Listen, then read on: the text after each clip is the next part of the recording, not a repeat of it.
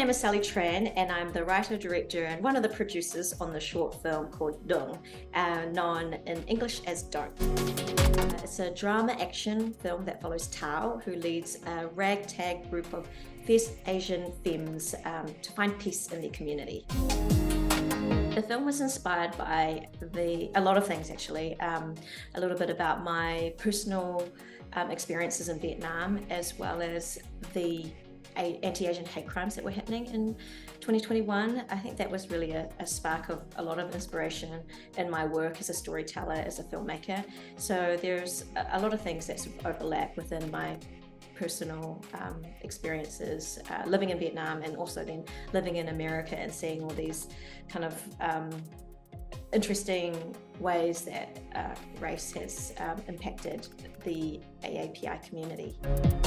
Yeah, I guess another part of the inspiration of telling this story, and being a femme myself, in 2021 when all the Asian hate crimes were happening, a lot of my friends were sort of talking about what they were doing to protect themselves when they were going out. Everyone had some sort of protection, whether it was mace, pepper spray, illegal or not illegal, just weapons. And it was very, very sad for me. It was a sad moment realizing that all my peers were protecting themselves. And yeah, I think the idea of having strong, physically strong women, femmes in the film was I think really important, because we don't have to feel like a victim. We don't have to feel scared. I mean, we can definitely feel the situation is real. I think fear is important to be aware of, because otherwise we'll be very delusional in circumstances. But I wanted to see, femmes, women, people of color, people who you wouldn't really expect to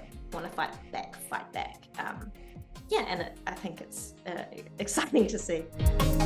So the film's, I guess, visual language comes in two parts. The film itself, there's an element of reality and fantasy within the story of the film. So we wanted to portray that also in the aesthetics of the film.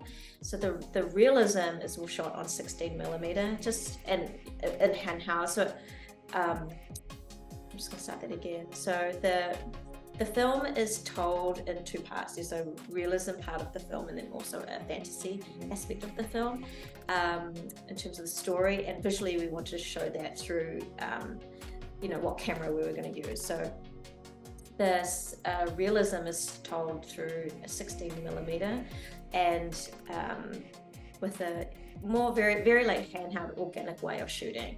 A lot of longer takes. And then the fantasy aspect is shot on digital, very digital, so there's a contrast within that, and trying to shoot everything on sticks and really quick cuts, really dynamic. So those were sort of the two ways that we wanted to portray the realism aspect of the character and how they were viewing the world, and then also how they viewed the world in the kind of the fantasy.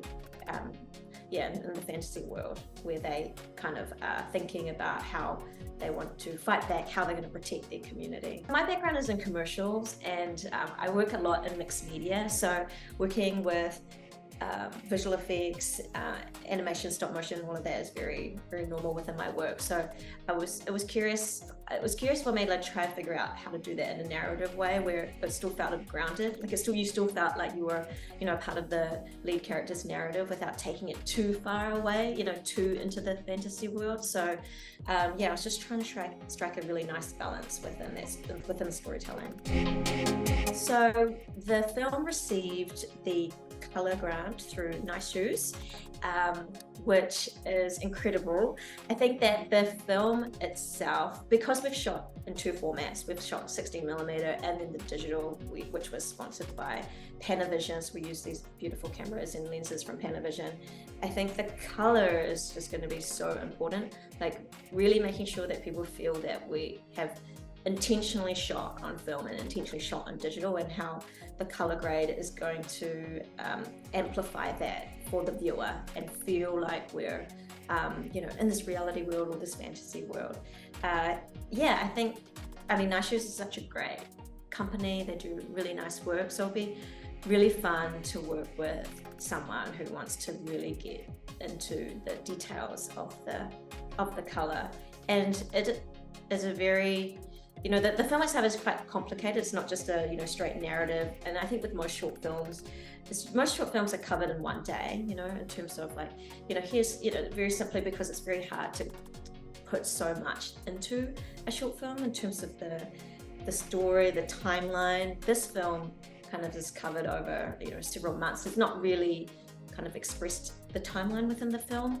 And then there's also the layers, like superimposed images, and then also the fantasy element. So I think I'm hoping that NYC takes this as a really great challenge within a short film as well. There's like different formats, a lot of layers, and it's covered, over multiple days. It's mostly shot at night, a few interior shots, exterior shots. So yeah, I think that this will be, I can't wait to see what color is, what color does for this film, and how it can really shape the story. The concept of the story. Yeah, so currently we're in post-production. We're almost at a locked cut, and we have maybe about 7 visual effects shots that we're still working on, and I think I'm hoping like sometime in July we'll be in a really, really good place. But yeah, in terms of where this film will live, how to grow our audience, I think is a very exciting next part for me. There are a lot of interesting and important themes in the film that really expand within the AAPI community, and it touches on the queer community as well. And definitely a festival route would be important. I think most filmmakers really want to see their film on big screen and in these festivals because they're great. We definitely have a few festivals in mind, but beyond that, because you can never really control what festivals your film gets into. It's, who's watching it, who do you know, and I don't know a lot of people. So what's incredibly important for this film is, to get, well, I think what I would love to see with this film is bringing together an audience, and it doesn't necessarily have to be a festival audience.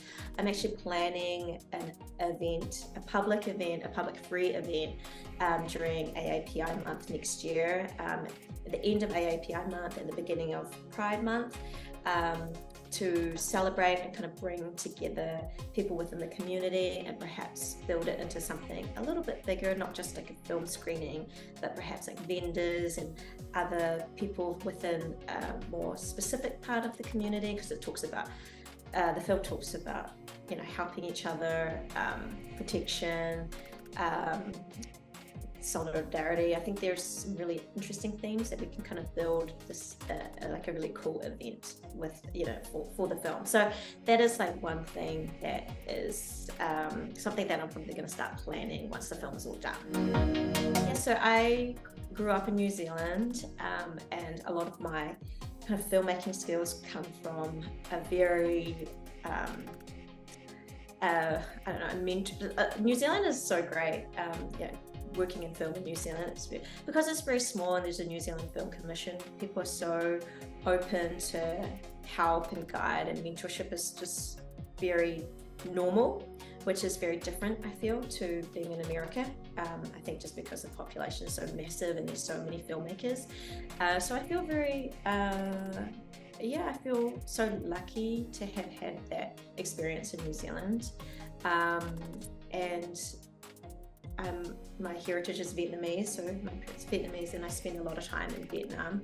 So once a year, ideally, about 2 months a year, where I'm sort of developing, just working within the commercial industry as well, and hopefully the film industry in Vietnam. So that's a little bit about my background. And in America, I mostly focus on commercial work, and on the side, I'm always developing films.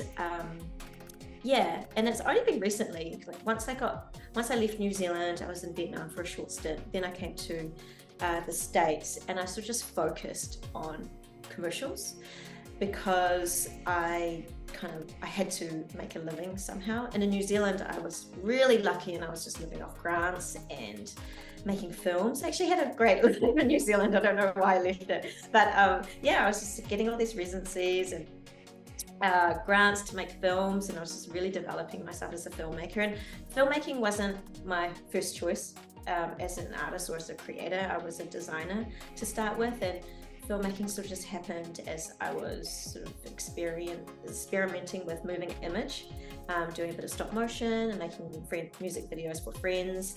And then I really loved the medium, so I was working in design, and then all my kind of passion projects and residencies and such were within the film space. And I got to America because I received a grant from Script to Screen, which was to work at a production company called Killer Films.